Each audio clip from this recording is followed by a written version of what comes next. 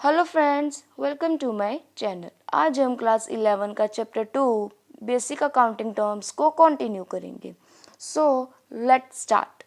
Assets assets are the properties, tangible assets and intangible assets owned by an entity or enterprise. Anything which will enable the firm to get economic benefits in the future is an asset. Asset enterprise की property होती है जिससे future में economic benefits होते हैं। Economic benefits means cash को earn करना। Asset से बिजनेस में काफ़ी प्रॉफिट भी होता है। एसेट्स टेंजिबल भी होते हैं और इनटेंजिबल भी होते हैं। टेंजिबल एसेट्स को हम टच कर पाते हैं, देख पाते हैं, और इनटेंजिबल एसेट्स को हम टच और देख नहीं पाते, ओनली बस फील कर पाते हैं। Examples of assets are land, building, machinery, stock, debtors, cash and bank balance, goodwill, trademark, etc. इसमें goodwill और trademark intangible assets है, बाकी सारे tangible assets है। Assets को further क्लासीफाई किया गया है करंट एसेट्स में, नॉन करंट एसेट्स में। नॉन करंट में किया गया है टेंजिबल एसेट्स और इनटेंजिबल एसेट्स में, देन फिक्टिशियस एसेट्स में। ओके, अब हम टाइप्स को वन बाय वन डिस्कस करेंगे। First is current asset. Current assets are those assets which are held by an entity और enterprise with the purpose of converting them into cash within a short period, that is 1 year. Current asset को हम short period में ही cash में convert कर सकते हैं, जैसे कि goods are purchased with the purpose to resale and earn profit. Goods को हमने परचेज करके उसे रीसेल करना ताकि हमें प्रॉफिट हो सके, उसे हम करंट एसेट कहते हैं। Non-current asset. Non-current assets are those assets which are held by an entity or enterprise not with the purpose to resell but are held either as investment or to facilitate business operations. Non-current assets में हम investment करते हैं और business operation को increase करते हैं through loan, through investment. Examples long term loans, long term non-current investment. Tangible assets. Tangible assets are those assets which have physical existence, that is, they can be seen and touched. Tangible assets को tangible assets वो है जिसकी physical existence होती है, जिसे हम देख पाते हैं, देख सकते हैं, टच कर सकते हैं। Example land, building, machinery, computer, etcetera. Intangible assets. Intangible assets are those assets which do not have physical existence, that is, they can't be seen and touched. Intangible assets की physical existence नहीं होती, उसे हम देख और touch कर नहीं सकते, only फील कर सकते हैं।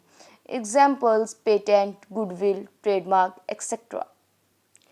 Next is fictitious assets. Fictitious assets are those assets which are either tangible assets और nor intangible assets. Fictitious assets ना ही टेंजिबल एसेट्स होती हैं और ना ही इनटेंजिबल एसेट्स होती हैं। फिक्टिशियस एसेट्स फेक एसेट्स होती हैं जिसे हम फाइनेंशियल स्टेटमेंट में भी शो करते हैं। Example advertisement, expenditure. Next is profit. Profit means income earned by the business for its operating activities, that is, the activities carried out by the enterprise to earn profit. जो भी income operating activities से earn की जाती है, earn होती है, उसे हम प्रॉफिट कहते हैं। Example profit earned from sale of goods. Profit को अर्न किया गुड्स को सेल करके। प्रॉफिट को फर्दर डिवाइड किया गया है ग्रॉस प्रॉफिट और नेट प्रॉफिट में। Gross profit is the difference between revenue from sale and or services rendered and its direct cost. सारी cost like manufacturing cost, selling cost को sales में से डिडक्ट करके जो भी अमाउंट बच जाती है उसे हम ग्रॉस प्रॉफिट कहते हैं। Net profit. Net profit is the profit after deducting total expenses from total revenue and other income of the enterprise. सारे एक्सपेंसेस को सारे रेवेन्यू में से डिडक्ट करके जो भी अमाउंट बच जाता है उसे नेट प्रॉफिट कहते हैं. In case total expenses are more than the total revenue and other income, it is net loss. अगर टोटल एक्सपेंसेस ज़्यादा है टोटल रेवेन्यू से उसे नेट लॉस कहा जाता है. Next is stock. Stock is a current asset held by an enterprise for the purpose of sale in the ordinary course of business or for the purpose of using it in the production of goods meant for sale. Stock current acid है. Stock को हम inventory भी बोलते हैं. Stock को हम sales करते हैं और स्टॉक से हम गुड्स को मैन्युफैक्चर भी करते हैं ताकि मैन्युफैक्चर गुड्स को सेल कर सके. स्टॉक किसी भी फॉर्म में हो सकता है, जैसे कि रॉ मटेरियल में हो गया, वर्क इन प्रोग्रेस में हो गया और फाइनल प्रोडक्ट में हो गया. ओपनिंग और क्लोजिंग स्टॉक भी होता है. ओपनिंग स्टॉक जो कि इस साल का स्टॉक हो और क्लोजिंग स्टॉक जो लास्ट ईयर का स्टॉक बचा हो. Income. Income is the profit earned during an accounting period. In other words, income is the excess of revenue over expenses. It is a broader term than the term profit and includes profit from activities other than its operating activities. जो भी profit accounting period में earn किया है उसे हम income कहते हैं. Income का फॉर्मूला है रेवेन्यू माइनस एक्सपेंसेस. रेवेन्यू में से एक्सपेंसेस को माइनस करके जितना भी अमाउंट आएगा उसे हम इनकम कहते हैं. Credit.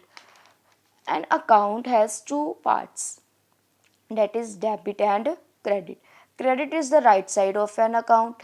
If an account is to be credited, then the entry is posted to the credit side of the account. Account के दो पार्ट्स हैं, debit side and credit side. Credit right side of accounts में होता है. अगर account credit है तो entry account के क्रेडिट साइड पास होगी. Debit. An account has two parts, that is debit and credit. The left side is the debit side while the right side is the credit side. If an account is to be debited, then the entry is posted to the debit side of the account. Debit left side of accounts में होता है. अगर account debit हो रहा है तो entry account के debit side ही पास होगी. Next is depreciation. Depreciation is fall in the value of an asset because of usage or with effects of time or obsolescence or accident. Assets की value कम हो जाना. Asset की value किसी भी reason से कम हो जाती है, जैसे कि एक्सीडेंट हो जाना, एसेट्स को यूज़ करके उसकी वैल्यू कम हो जाना. Insolvent. Insolvent is a person or enterprise which is not in a position to pay its debts. कोई भी पर्सन और इंटरप्राइज अपने डेट्स को पे नहीं कर सकता, उसे हम इंसॉल्वेंट कहते हैं. Solvent is a person or enterprise which is a position to pay its debts. कोई भी पर्सन और इंटरप्राइज अपने सारे डेट्स पे कर सकता है, उसे हम सॉल्वेंट कहते हैं. सॉल्वेंट में क्या है कि मतलब इसमें एसेट्स ज़्यादा होते हैं और लाइबिलिटीज़ कम होती हैं, और इंसॉल्वेंट में एसेट्स कम होते हैं और लाइबिलिटीज़ ज़्यादा होती है. फाइनेंशियल स्टेटमेंट्स और financial accounts.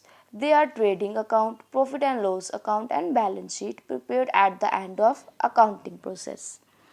At the end of accounting period, trading account, profit and loss account and balance sheet को प्रिपेयर किया जाता है ताकि बिजनेस की फाइनेंशियल पोजीशन, बिजनेस के एसेट्स एंड लाइबिलिटीज़ का पता चल सके. Bad debts. Bad debts is the amount owned to the business that is written off because of its becoming irrecoverable, it is a loss for the business. जो भी amount business और कोई भी person को रिकवर ना हो उसे bad debts कहते हैं। ये बिजनेस और पर्सन के दोनों के लिए ये लॉस होता है। Discount it is the reduction in the price of goods or from the amount to be paid to the customer by the enterprise. Discount allowed may be trade discount, cash discount और rebate. Discount means किसी भी person को of देना, जैसे कि 2% of, 5% of, 10% off at the time of purchase of goods and also at the time of amount paid by the customer. Discount 3 types के होते हैं, ट्रेड डिस्काउंट, कैश डिस्काउंट और रिबेट। Trade discount